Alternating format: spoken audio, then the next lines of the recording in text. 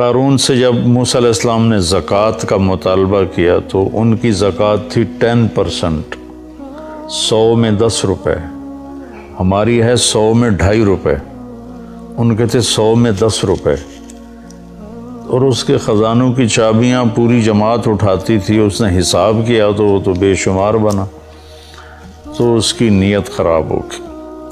اس نے ایک عورت کو پیسے دیے موسیٰ علیہ السلام کو بدنام کرنے کے لیے، اور کہا کہ تم موسیٰ علیہ السلام پہ نہ بدکاری کی تہمت لگا دو، اور پھر اور بھی زیادہ دوں گا۔ وہ تیار ہو گئے۔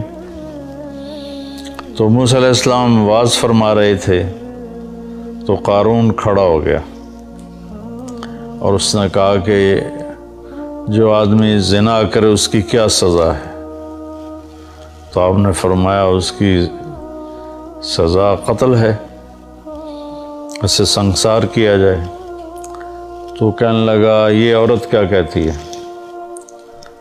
تو اس کو اس نے اٹھایا۔ اس نے جب موسیٰ علیہ السلام کے چہرے پہ نظر پڑی تو اس پہ ہیبت چھا گئی۔ تو انہوں نے فرمایا کیا کہتی ہو؟ کہا کچھ نہیں جی، اس نے مجھے پیسے دیے ہیں کہ میں آپ پہ برائی کا الزام لگاؤں۔ تو موسیٰ علیہ السلام سجدے میں گر گئے۔ تو اللہ نے فرمایا کہ جو کہے گا زمین کو تیرا حکم مانے کی۔ تو انہوں نے زمین سے کہا کہ خودی ہے، پکڑ لو اسے۔ تو اس کے پاؤں زمین میں دھنس گئے، زمین نے پکڑ لی۔ تو قارون کو اندازہ ہو گیا میرے ساتھ کیا ہونے والا ہے۔ تو انہوں نے کہا موسیٰ مجھے معاف کر دو، غلطی ہو گئی، آئندہ نہیں کروں گا۔ موسیٰ علیہ السلام نے فرمایا اور پکڑو۔ وہ تھوڑا اور اندر چلا گیا۔ اب ایک طرف وہ مسلسل منت کر رہا تھا معافی دے دے، آئندہ نہیں کروں گا، دوسری طرف موسیٰ علیہ السلام کہتے زمین کو اور پکڑو اور پکڑو اور پکڑو۔ تو وہ یہاں تک آیا، یہاں تک آیا تو بھی منتیں کرتا رہا، یہاں تک کہ زمین اس کو نگل گئی۔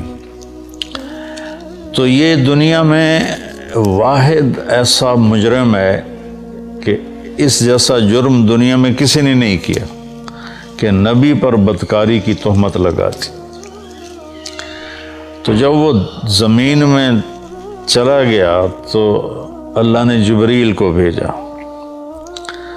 اور فرمایا کہ موسیٰ سے کہو اس نے تیری اتنی منتیں کی کہ معاف کر دے، تو نے معاف نہ کیا۔ وَعِزَّتِي وَجَلَالِي لَوِ اسْتَغَاثَ بِي لَأَغَثْتُهُ، میری عزت کی قسم مجھے ایک دفعہ پکارتا میں معاف کر کے باہر کھڑا کر دیتا۔